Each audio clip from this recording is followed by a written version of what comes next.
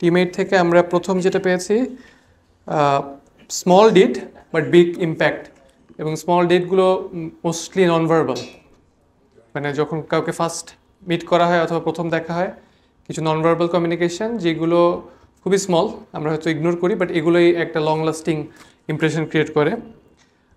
Second একটা already এসেছে, সেটা হচ্ছে নো ইয়োর ওর্থ, যেটা ওই যে চিতার এক্সাম্পল থেকে আমরা দেখেছিলাম যে আমাদের ওর্থটা, নিজের ওর্থটা বোঝা, যাতে অ্যারোগেন্সও না, বাট আমার ওই স্পেসটা বজায় রাখা।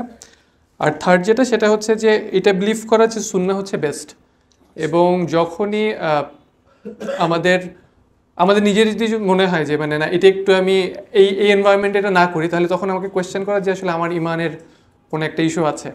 সো এই তিনটাই আমাদের মেইন। আরেকটা হচ্ছে নাম বলার সময় পজ দিয়ে একটা, মানে যে পাওয়ার পজ দিয়ে নামটা বলা।